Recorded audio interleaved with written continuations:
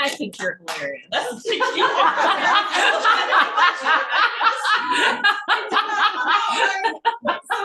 And now I want to know if your house is haunted too. I forgot that you live in such an old house. Well, some would say it's been haunted, but I don't think it is. Although I did have lots of people encourage me to sage it and cleanse it, so I did eventually wave some Palo Santo around earlier this year, like right after January when I broke my ankle. My cat broke her jaw. I was like, okay, let's do this.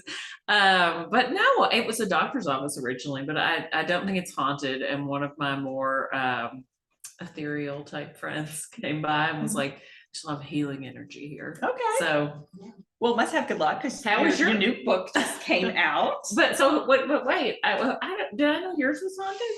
Ours was haunted. We did not know this when we bought the house. We were informed after the fact by all of our neighbors. Like in a good very concerned movie. Came by to tell us. Well, yes, there's been a history of fires on the property, several very serious fires. Several people died in different decades that this happened. And the people who owned the house before us were so freaked out. Two of the fires happened to them. They took out all the old historical fireplaces in the house, like totally renovated the house to get rid of anything that could cause a fire at all. And we didn't know that. And so when we bought the house, the very first thing we did was put in a big wood stove. That's when all the neighbors were like, oh, you shouldn't do that. And then I woke up. So like the first couple of weeks that we lived there, I woke up in the middle of the night, and the first time I woke up, everything was red. Like it looked like everything was on fire. Wow. And I freaked out and then realized it was not real. And then like a week later, I woke up and smelled smoke intensely, like jumped out of bed, was like, the house is on fire. And then realized, nope, that was also not real. Do you have fire extinguishers everywhere? We do. We do. Good. All right. Yes, we are prepared. You're keeping batteries good. We have also saged. We've also saged it. I tend to be friendly to ghosts, so I feel like we're pretty welcome there. Well, I think we're all friendly to ghosts here. Yes. But yes, so I am so excited for this book. I had the good fortune to read it early. You were one of the first people who read it. Yeah. So we were at a writing retreat when I first heard about it. You were telling us the idea about it, and I feel like you have talked about heist books. Yeah. For as long as I have known you, that you've just loved heist stories in general, and like you've helped a lot of other authors figure out their heist book. So I feel like it was only a matter of time before you wrote your own. And I got to read it in one of like its early iterations and just fell in love with it. I love heists too. I'm not clever enough to figure them out. Oh, that's not true. If I can do it, anyone can do it. Because there's so many layers, and I want you, to talk to us about this, but there's the heist itself, and then it's like, it would be boring if the heist just went as according to plan. And so you not only as an author have to design the heist, you have to design like all the complications and twists. And yes, it was such a joy to read. I want you to tell us a little bit about it first for people who don't know.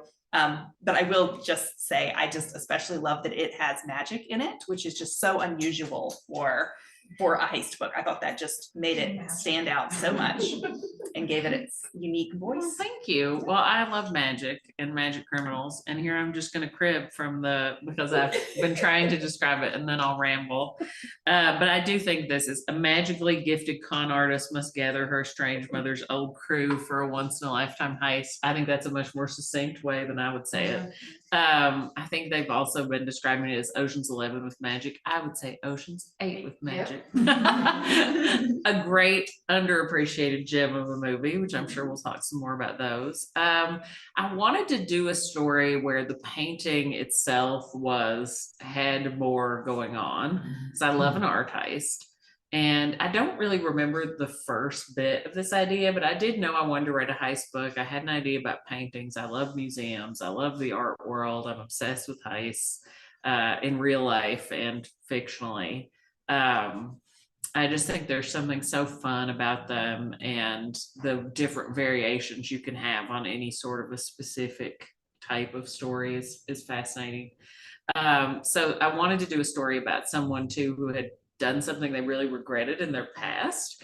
And so the main character here betrayed her mother when she was 17, and the mom is in federal prison still, was a very successful art thief, and has magic as everyone else in the crew did. And Danny sort of is exiled and has been on the road for 10 years, kind of shaking down douchebaggy guys to make money, which, you know, I mean, good work if you can figure it out. With her dog, with her sidekick. dog, And the dog sidekick, with the Sunflower, dog, Sunflower, my favorite character. Is everyone's favorite character, who's somewhat based on Sally the dog, who would be a terrible accomplice in any crime, because she would either try and kill someone and be. I mean, well, actually, that was the part I'm like, border collies can be dangerous, right? Like you could train them. Like Sally wants to kill everyone and hurt everyone, but she's very sweet as well and smart. But she's not as well trained as the dog in the book. But yeah, so she has a dog and she ends up getting conscripted by her mother's old partner to steal this very specific painting that has a backstory that she doesn't know about, that explains a lot of her previous history, and she has to return home and kind of re-ingratiate herself with the crew, who's Ice Trout. Yeah, I think that's the basics. Well, talking about Danny, who's an awesome character, I love anyone who's like running from the past. How did you sort of balance and weave together the external heist with like her internal struggle about like overcoming the mistakes she made and like her difficult family history? I mean, to me, if there's not a clear emotional motivation for the character to need to do the job, I think it can work in a movie if it's just trying to get something, and the motivation can be pretty uncomplicated. Like, I just need money because X, you know, Y or Z. And we can go with that. But in a book, you kind of need more. And I really did want there to be like an emotional stakes that would make us root for her to pull it off. And layers there. And Danny as a character just sort of came almost like fully developed, which is unusual for me. And I knew a lot about her and Maria. And I remember my writing group early on, I had a brainstorming session, and I had been thinking about this book for a few years before I actually had time to write it. And I would, you know, like jump in and write a little bit here and there when I had a moment. And like some of the very few of those things that lasted ended up in like the middle of the book. So it was never anywhere close to the right place. And I really credit my editor with sort of making good suggestions about focusing what I had from like the sample that they bought. And so Danny just, I really feel like she and Maria and my writing group were like, can't the mom be nicer? And I'm like, No, I don't think no. so. I'm like, I really don't feel like that's the book. And they're Right. like, but I'm a mom. And I'm like, no, Yeah. it's not you. And so that, I mean, I think that was the biggest decision, like sort of deciding to go all in with complicating their relationship. And I've written a lot of great moms. I'm very close with my own mom. She's not like, oh, she loves this book. She's not like, well, I see this is about me, because it's not. That time when she was in federal prison. That time when she was in federal prison. That time when she was stealing paintings. No, God, my mom would never. Sadly, I would. But my mom would never. But yeah, no, I love Danny. I love that I love an isolated character who secretly has a craving to connect with other people. And so like part of the pleasure of this was like, I realized last night, talking to Lauren Cook Jensen at Parnassus, that she was like, why second chance romance? And I'm like, well, the entire book is about second chances. And we were both like, but I mean, I never consciously thought that, but like it is totally a book about second chances and redefining kind of your past in light of figuring out who you are as an adult. Yeah.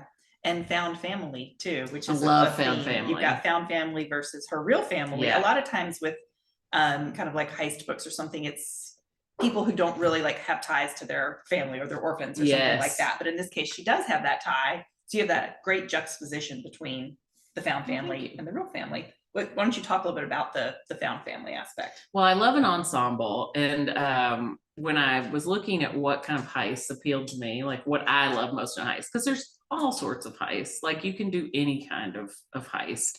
I have jokingly called this a cozy noir because it's not a noir at all, but it has like some darkness in it, but like not too much. And I think art heists in general, like the stakes tend to be, it's not life or death usually, although the magic allows it to be a little bit that here. But I think you can have more fun. And so I like a breezy fun heist where you've got a bunch of people who do have relationships to each other that complicate things. I just like writing ensembles in general. I was really afraid of writing big casts when I first started out as a writer, and then like sort of realized that I loved it as I kept writing books. So I think it's always fun, and you've got to have like the crew, right? For me, I mean, I know there are, to me, I'm not so drawn to like the gritty heist where it's like four people who are pushed together by convenience and really don't have any ties and are going to betray each other because, hello, they don't even know each other. And that just is not something that's as appealing to me. So yeah, I wanted like a big cast. I wanted there to be the kid that she fell in love with when she was a teenager, her best friend, because friendships always are really important to me to write in books, especially between women. And also like the other maternal figure, who is sort of manipulated in some of the same ways that Danny is. And then like just you got to have the outskirts characters, right, to make it feel like a kind of a lived-in world, both on the FBI, like kind of real world intrigue side, and the magic criminal world. Yeah. What about the mechanics of the heist? Because I still am intimidated by a large ensemble cast. And one of the reasons is just finding roles for all of those people, because you've got your central characters, you kind of know the central plot you're going for, but then having everyone else have a role that is like truly pivotal to give them a real reason to be there. That's not easy. I mean, well, walk us through your process for sort of how you came up with everybody's different roles for the heist. Well, I mean, there are certain tropes, right? And so you want people to fit sort of into archetypes. And some people have magic in the crew and some people don't. I feel like all of them are doing a job that is part of a traditional heist crew. But also then you're thinking about the specifics. I mean, the main thing is like first you figure out what your character's doing, right? And then you figure out the ways in which everyone else fucks it up. Because I mean, like you basically can have two kinds of heists, right? Like, and most are somewhere in the middle of these. One where you tell everyone exactly how it's going to unfold, and of course it goes terribly wrong immediately. And then you have one where you conceal like a couple of little things in the past. From the reader or the viewer, and then it's like, oh, of course that was setting that up, and you're allowed to get away with that in a way you wouldn't in other books, because if it works, like it's part of the genre, right? And you're like, oh, I see what you did there. Like the misdirection is part of it. Yeah. So I think one of the things, like a lot of it was in editing. Like I had the basic shape, but then in revisions kind of complicated things a bit, so it'd be less predictable. Oh yeah. Editors, they are always getting in the way. Like added some characters and just my editor, I love my editor on this book. Like I specifically courted her and sought her out. We did not send this book anywhere else. Like I knew I wanted to work with Anne, and she was just fantastic. Like I think she knew as much about the book as I did, which is a rare like gift. And because you submitted the book and sold it on a proposal. Yes. Right? Yeah. So then is the final product much as you envisioned? It is, but also like just to pull back the curtain a little bit, like I sent in a proposal, my editor and my agent and I felt good about it, and they were very interested in it. And Anne had a lot of notes on the proposal. And I thought she was dead on. Like it was a lot of the things I'd been trying to figure out in terms of placement, and it just really convinced me like, yes, this is the right person to do this book.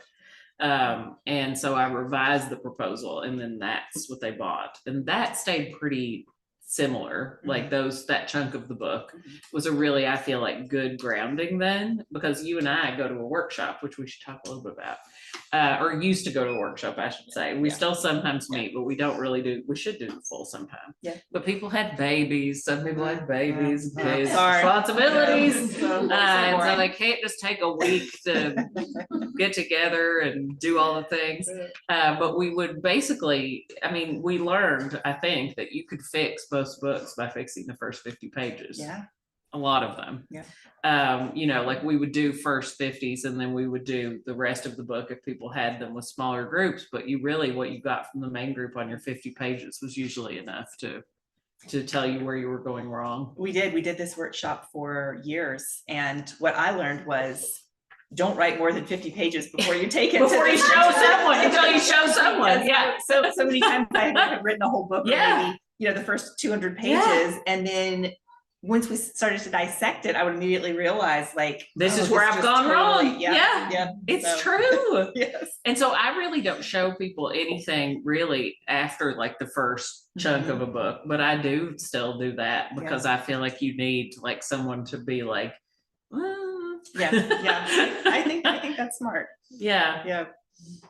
Well, and then I don't want feedback on the rest of it, because they'll just find more things that'll have to change. Well, I'm curious, like, because you are very prolific too, and you do write books with intricate plots, even though you'll pretend that you don't, because you've never written a heist book, and it's like, it's just one kind of intricate plot.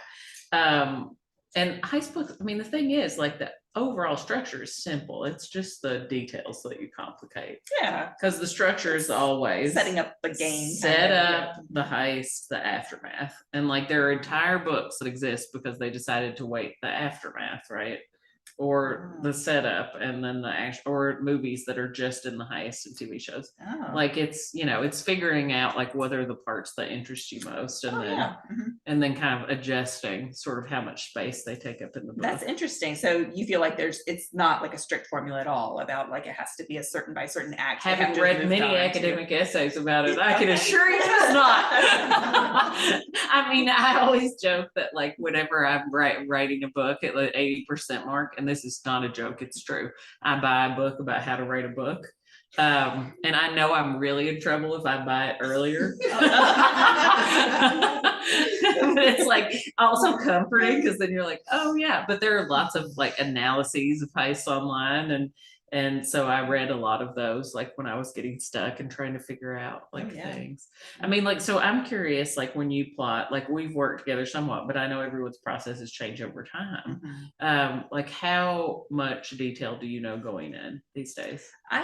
It's changed a lot. When I first started, I would write like a rough outline, and then kind of as I went chapter by chapter, I would sort of look ahead maybe 5 chapters and outline it a little bit more in detail. And that worked well because whenever I tried to work further than that, you would just run into like my characters wouldn't end up doing that. Right. Or this plot point doesn't make sense. And so you have to throw out the whole thing anyway. Yeah.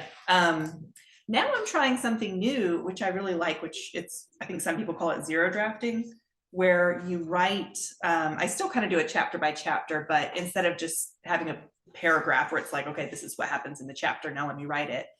I will spend like a whole day thinking through what's going to happen in that chapter, coming up with dialogue, like knowing that I've got like all the key components I want in that chapter. And so my zero draft will be 1,000 words or 2,000 words, and then the chapter itself ends up being maybe 3,000 words, and so it's almost like a first draft. I've heard people refer to this as, which is a little bit different maybe, but the dialogue's fine. Is that kind of what you're doing? A little bit, yeah. But I would say more with like, even like, let's say there's mechanics, like a fight scene, even like blocking that out. Oh yeah. And just having all of that ready. So then when I sit down to write, fight scenes and sex scenes, hard. and doing the research and doing all the ways. Research ahead of time. Because I kept running into trouble where, I would stop for a research question, like, what kind of fabric would this Victorian woman have worn? I do it. So I used to, and now I try to do all that research ahead of time. And I'll even come up with, I'll brainstorm, like, okay, they're going to be in the catacombs. What are the sight, smell, sounds? Like I'll brainstorm that ahead of time in zero draft. Interesting. So then when I'm writing, it's sort of all ready to go. Interesting. I love that. Well, I kind of do a similar thing, but totally different. Which I've picked up from IP, which is like, if I know what needs to happen, like what is the purpose of a unit of action in the book, like I have to know that, or I do get kind of flaily, then it frees my mind up to invent the details. But if I just sit down and I'm like, okay, just gonna write this chapter and these people are in it, and it tends to be terrible. And I do like multiple drafts of every scene. I do a lot of stuff on my Alpha Smart, or just very fast, like the chapter, and then it's layers for the next couple days. I've done that as well. And But I'm every sure book is different. Exactly, and every year I come up with Every like, year, different plan. so Yes. different. Yeah, so you have done some IP, which is when you're working with a pre-existing world. For you, it was Stranger Things and Lois Lane. Yeah. And so how did that sort of affect, other than like the way that you drafted, that sort of affect the way you write your own original fiction? I do think it did a bit, in that the way that I approach IP is like to sort of ask questions about. So I really feel like the thing that stalls most people who are beginning writers out, and even more advanced, is I mean, we all tend to be overthinkers, and like every choice that you like, being able to make a choice and feel good about it, like, okay, I've made a choice, and that means all of this is off the table now. And this I have. Like, I feel like writing a book is a series of winnowing down like the paths that you can go down in a way. And so when you're doing IP, like there's an existing universe. And so I always start by asking, and I think I did this just instinctively, but like, what are the essential things without which this is not going to feel like this, right? This is not going to feel right texturally. It's not going to feel like a story in this universe to the people who love it. And you try to only write the ones that you also love. But so I do think I bring that a bit into things, and just having to learn how to outline in detail. And you've done IP too, and no, like you have to be able to tell, and you do it because it protects you. Like if everyone's on the same page about what you turn in, you can avoid a lot of disasters that occur because people turn in IP books, and it's like, well, I just followed my muse, and they're like, no, you told us you were going to do this.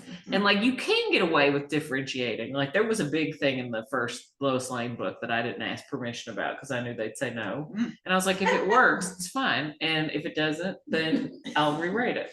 And luckily it was fine. But I know they would have said no. And I knew it was the right thing for the book. So I just did it. But everything else was the same. And like the texture was the same. So I do try to apply that to my own stories now and think about in advance. I mean, I have realized I'm never going to write, and I say this, and I will probably write some depressing dark book, but all my books are always going to be fun books. That's just like, that's what I have fun writing. That's what I think people expect from my books. And so like, I just don't think I'm ever going to be like writing depressing literary fiction. No, but we'll see. I don't see. You have many years ahead of you to become depressive. I just got an edit letter back I'm doing an IP project for Disney that is set in the Nightmare Before Christmas world from Sally the Ragdoll. I was gonna say, from very Sally's exciting perspective. I loved writing this book, and it was the first time I had to do a super detailed outline like that before, because Disney is like many companies, they're so protective of their property, and I've heard Disney just push over, just do whatever you want. No.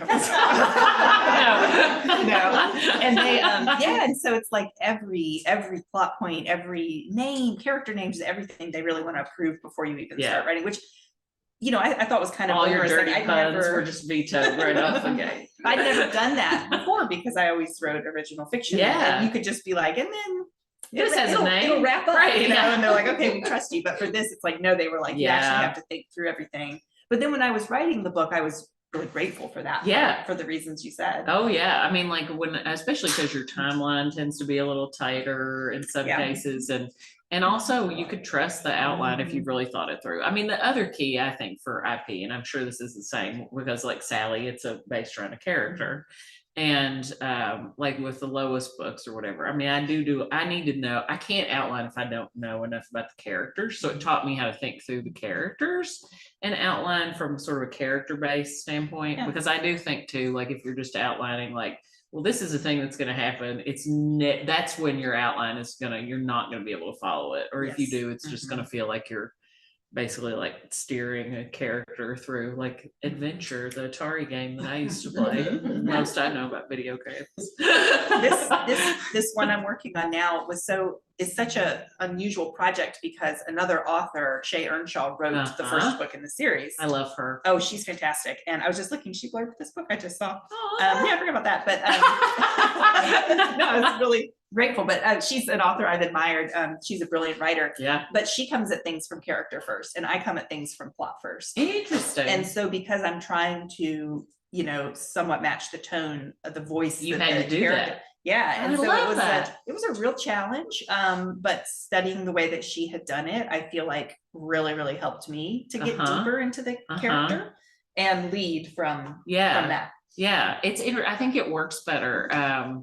I have a thing I always say, a craft thing that's like, I feel like when I was writing my first few books, I always had to go back and do a lot of character refinement. And I think it's like my rule of thumb is if I could put a different character in the main character's place and the book would stay roughly the same.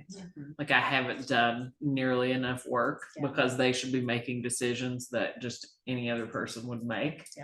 But you know, it's all intuitive. We pretend we know what we're doing. And I know I trip myself up when I do buy a new craft book and read it and then start second guessing myself. And like, I feel like if I had just sat down and see, that's why I like the how to finish a book, because it's always like pretty standard structural advice. And it's like, oh, I've done that. I know. Oh yeah, like this is book shaped. You just aren't at the end yet. Might be terrible, but it is book shaped. Well, let's get back to the frame up, because I do want to talk about the magic system in that. And a lot of your books have magic or supernatural elements. Do all of them actually? I think all of them have something. Yeah. What made Except this dead one air. unique, and what are the rules for the magic in this book?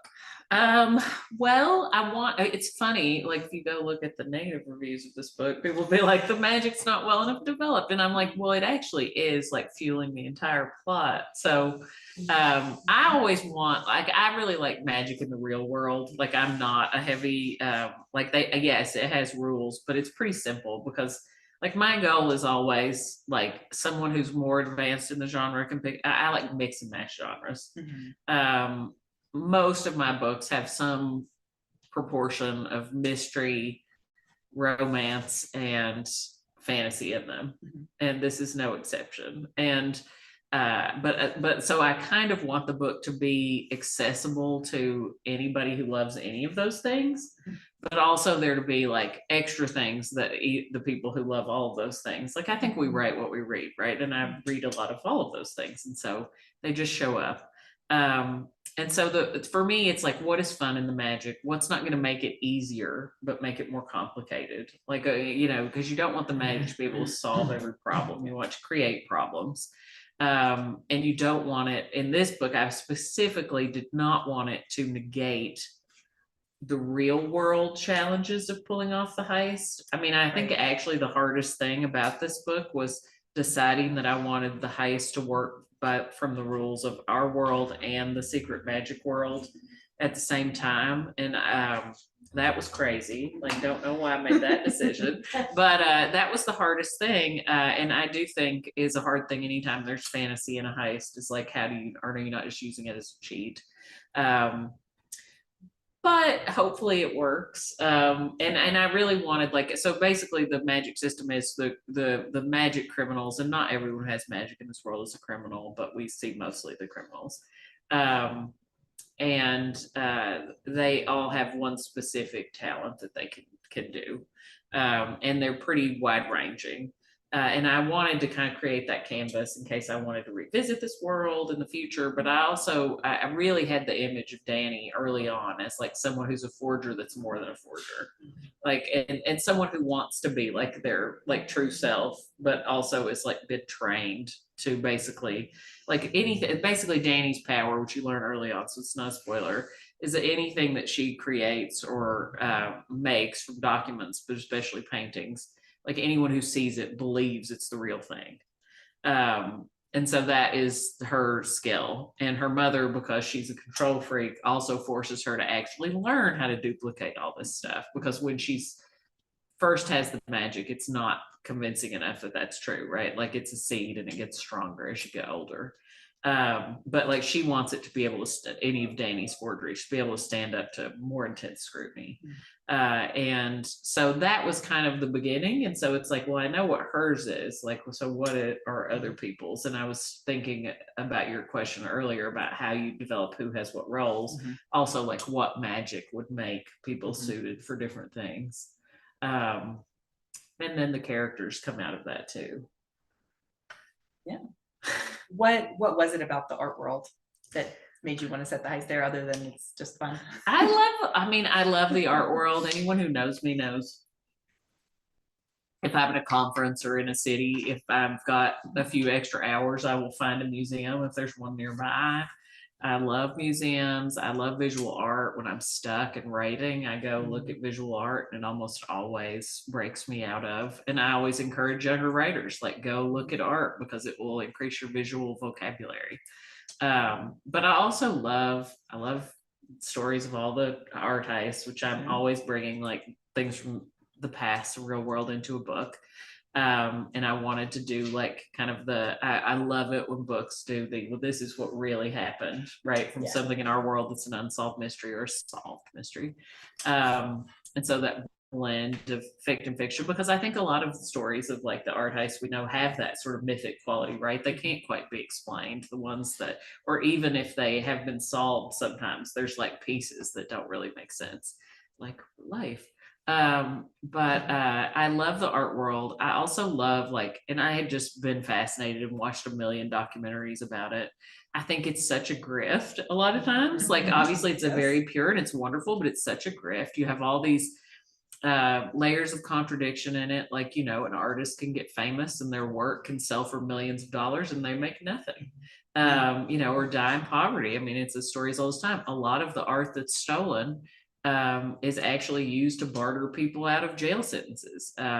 Criminals will steal pieces of art, and then they will either tell the person who's in prison, or they will inform the authorities, like, if this person's sentence is reduced. I mean, that's what a lot of art I didn't know that. I knew it was sort of used as collateral. It's and it's also and also like, you saw people like the NFTs and digital art, even like traditional institutions jumping on that bandwagon. It's a way to launder money. It's a way people keep assets. Like, there's all this art in these giant vaults, and so I went down a lot of rabbit holes of like museum security and every museum, especially the big ones, I'd be like looking at like where they store and like the security guards, the vast, I'm very interested. Well, and there are like forums online for like museum security consultant professionals, and like everybody who sells security systems has pitch decks for all this stuff online. And then the FBI puts a ton of detail about art crimes they're trying to solve online. So all of that was really fun, like, just to immerse in. I wonder if any museum would have given you a tour of their like security system, or if they would have been suspicious. Oh, there's no way they would that'd be too big of a liability. They'd be afraid you put it in the book. But you can find out most of them. I mean, you know what they're using, right? And this is a very specific collection in the book. And I also learned a lot about late 1800s women's instruction as painters for this book. Like, that's probably the thing I know the most about that is sort of an Easter egg in the book. Is like all of the Impressionist era and the fact that women weren't allowed to study except in this one school for until relatively late, and study from life in the same way men did. And the personalities of these women are like fascinating, could be an entire thing of their own. That of course there's not room to put them in the book other than just to like mention them and hope like someone's like, I'm gonna look up Marie Bashkirchhoff and see. And it'd be like, she wrote like a 4,000 page diary and then died young. And it is fascinating. And she was like so competitive. And then one of her colleagues like drew caricatures of everyone, and you could find them online, including of like the art instructors and stuff. And then these wonderful paintings. Anyway, I've rambled. I totally just I don't remember what the question was. What's the art like in your house? Are you a collector at all? I am, but I've like I'm not a collector in the way of like I'm not rich, and so I do have some pieces that probably are somewhat valuable now, just because I will buy whatever I like. And so sometimes I'll buy things and people get, but also I'll buy like sketches. Like, I have several pieces of Terry Windling art, including a really big sketch. that because I could never afford a finished piece of one of Terry's paintings. And I've got a lot of pieces by Kathleen Jennings and like Charles Vess, who is he's from sort of this area. Did a sketch. We did a reading once where he sketched while I read for Girl on a Wire, and he gave me the sketch afterward. How cool. Yeah, so I've just amassed, and I buy a lot of 3D pieces too, because I like that to mix things up. So I have some brass pieces that have been given to me by friends and stuff, but I do like having a lot of art around. Yeah, I do. And the writer's room is filled with art. Like, we lost all the art in the fire, and then that was one of the first things, is like, let's put together some more. And we got the big mural painted by Wiley Caudill, who's a local muralist, and you can go see this online if you look up lexwritersroom.com. But that was like the very first thing we did, is like, let's see if we can get Wiley to do a mural, because art's like, I think it's just really, I think it's good for artists to be around visual art writers. And I think we forget about that a lot. Like, I will focus on TV, movies, because we can pick up a lot from plot structure, from that, but less from just a 2-dimensional or 3-dimensional object. I mean, like, I just discovered this artist named Henry Faulkner, who was local to Lexington and was a total character. He would walk around town with his goat, and he like streaked and across the football fields, and he was just like a bon vivant, and he did hundreds of paintings and was very famous, and like threw these great parties, and of course got hit by a car, died destitute. But it was his 100th birthday, and so they mounted a big exhibition, and a lot of people had pieces, and I'm like, why didn't I find out about this guy when I could have afforded these? But I bought a couple prints, which were still too expensive, and they're wonderful. Yeah, like every time I see them in the house, it makes me happy. Yeah.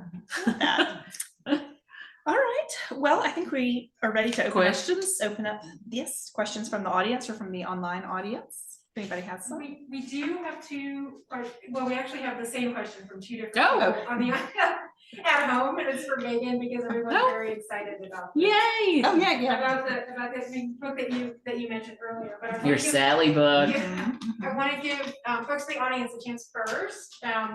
If y'all have questions, no pressure. Well, a little pressure. For Gwenda. All right, so think about that. Or Megan, or both of us. Think about your questions. And then yes, if you can tell us, one person wants to know specifically the title, and then the other person just wants to know what you can tell. You know, they just want to know. Okay. We are in the process right now of brainstorming the title. The first one is called Long Live the Pumpkin Queen. And so we have sort of gone back and forth with the idea of something similar, like leaning into her royalty aspect. That's been some things. And then the book, I don't really know if I'm allowed to say anything, and I don't like that this is being recorded. But I'll say that there's a side of caution for sure. There's some elements of time.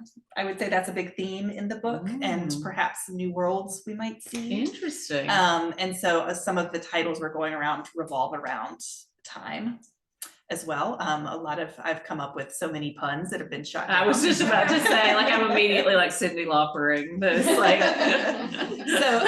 So the title is not definite yet. I keep asking them, like, when are we gonna, have it? When are we gonna announce it? But we've got a little more back and forth to go through, and no cover yet either, which I am just like dying to see. I love the cover of the first one.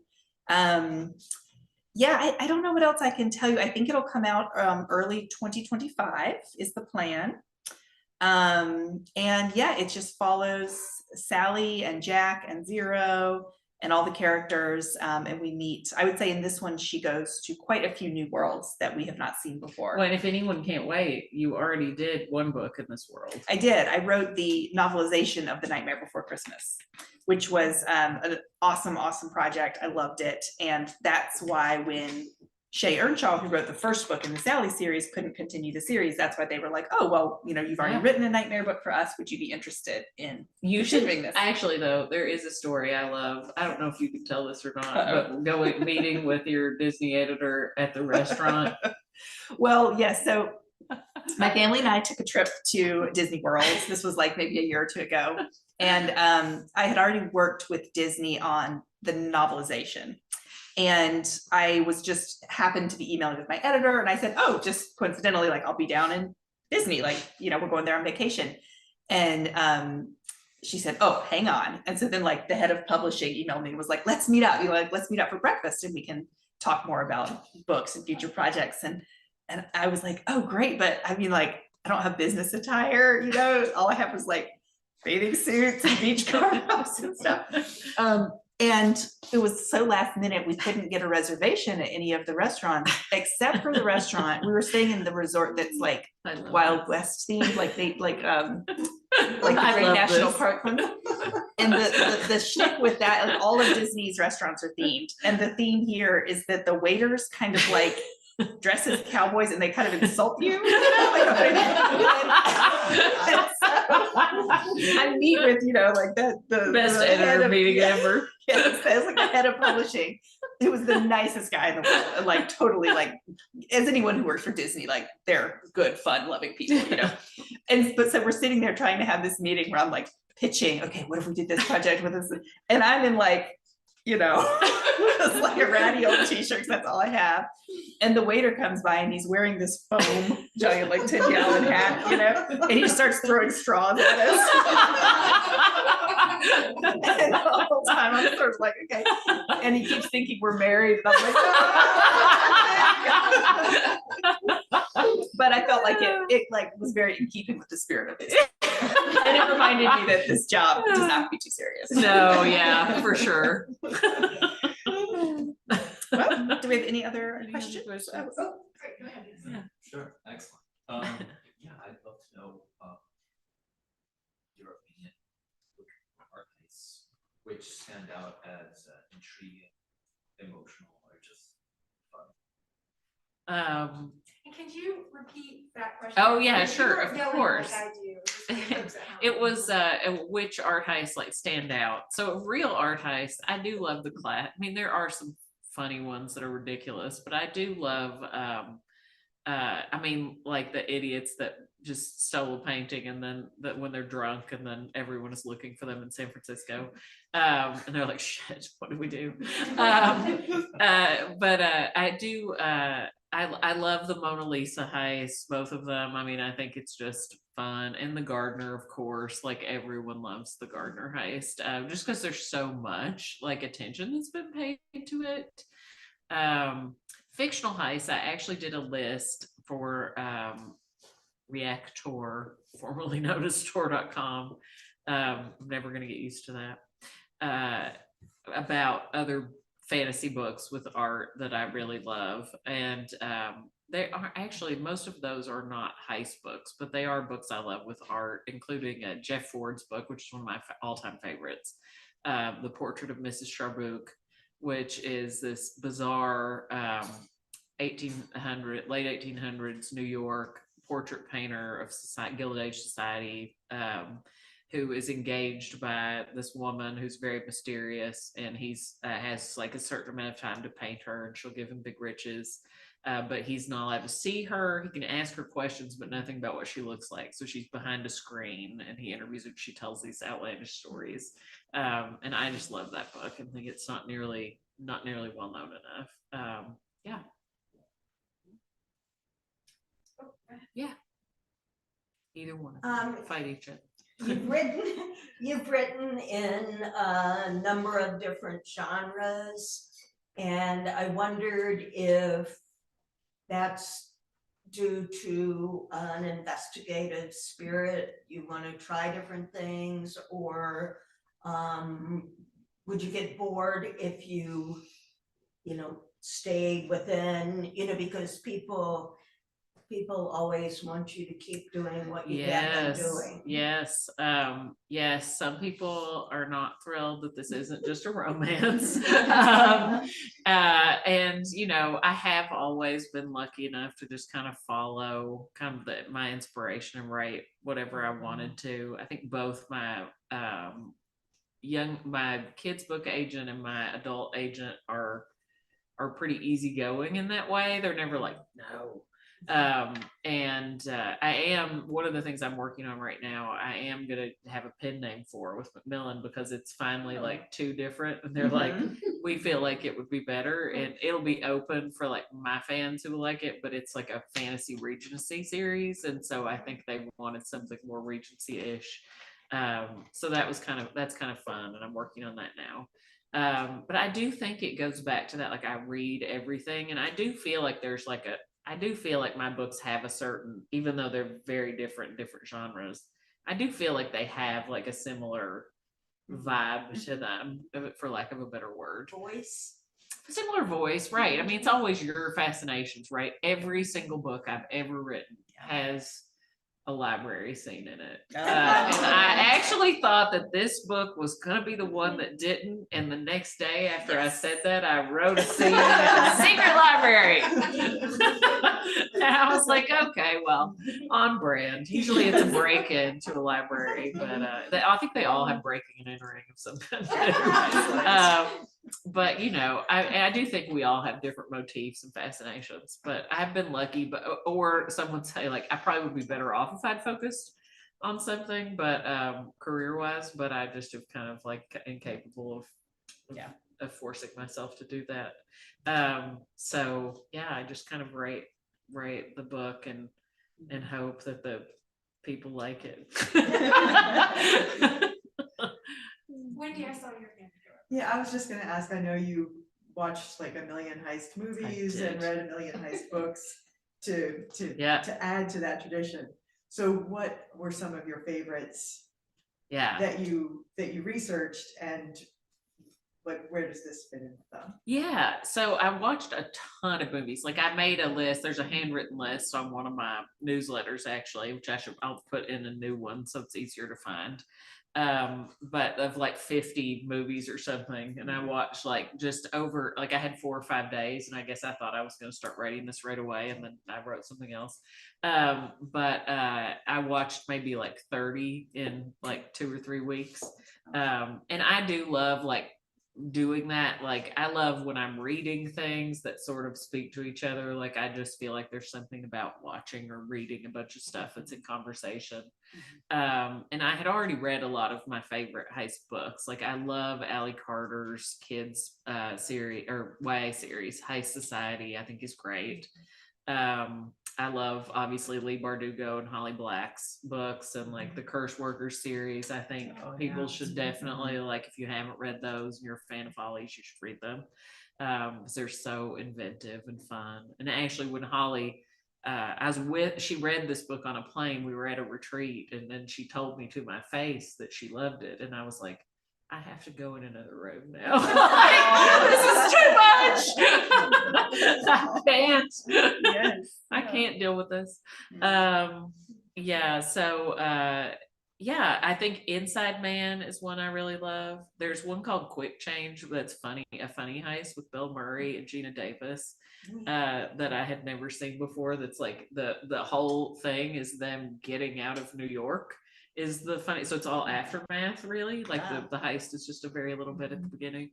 I love To Catch a Thief, obviously. I'm an old movie person. How to Steal a Million, White Collar, Leverage in TV, the Brooklyn Nine-Nine heist episodes. I mean, cannot be beat. And I mean, there's just so many great ones, like Reefy, and I mean, but there's like just and obviously like the Thomas Crown Affair, I think is a ton of fun. I love Rene Russo, the remake specifically. And I do drive a Mini Cooper now, so I love the Italian job. Yes, of course. My friend has a Mini Cooper too. We frequently get into hijinks together where we're following each other in our cars, and we're always like, Italian job.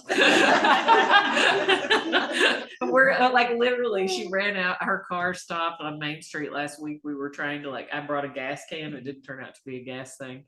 And the cop, I'm like, they're gonna think we're up to something. The cop is helping us, but he had never seen the movie, so we could have gotten away with it. When you say the Italian job, you mean the real Italian job? Both, with the young, hot Michael Caine? I mean, Or the ridiculous thing with yeah, Mark I Wahlberg? think, but I have a soft spot for both, but the McQueen one is my favorite for sure. Not McQueen. No, not Michael McQueen. Caine. You're right. Yes, yes. Thank Bloody you. Bloody doors off. Yeah, that's right. Anybody else? Are we wrapping up? Okay.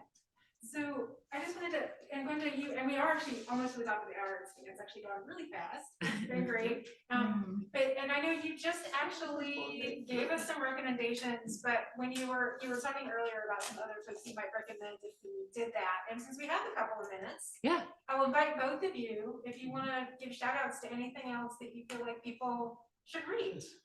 Well, there's so many good books that came out this past week. Yeah. Kelly Link's first novel, The Book of Love, just came out, and it's brilliant, of course. Alan Gratz's new Heroes, book, right? Heroes, right? Just came out. That First Fight by Olivia Dade, which is wonderful. There's a new book coming out soon by Megan Miranda. Oh, what yeah. is the title of that? It takes place on Mirror Lake. But, yeah, just the new Megan Miranda book is going to be fantastic, So I'm good. sure. I've been reading a lot of books to blurb, but none of them come out for quite a while, Yeah. you know. Well, Daughter of actually, Mine. Sorry? Daughter of Mine is the Daughter of Daughter of Mine. I Mine. knew, yes. there is actually for anybody that's watching out there, a bunch of romance authors they let me crash, even though my book's only romance ages at this time, who have books that have either just come out or coming out like immediately. There's 9 of us. Did a thing that we're calling Romance Landia TV that's going to debut on YouTube on Sunday, and we just played games and stuff on Zoom together. It was super fun. Olivia Dade organized it, and rocks were licked by a couple of us. I won't say who. Okay. And we played a lot of Fuck, Marry, Kill with movie people and 2 Truths and a Lie. It was like one of the more fun Yeah, online events I've done. Yeah, we're gonna all hang out in the comments and give away books and stuff. Excellent. All right. And is that on the Romance Landia website? No, it is not, although I love them. No, this is just, you can find on my social or anyone's social I'll post. It's like it's just Romance Landia TV, and it's gonna be on YouTube. We just decided to call it that. And they will be the first of many, I'm sure. So with that, if y'all have any final thoughts before we go to book signing, and then we'll say goodnight. No, Let's do it, yeah. Let's do it. All right, thank you so much, and thanks everybody. Thank you, guys.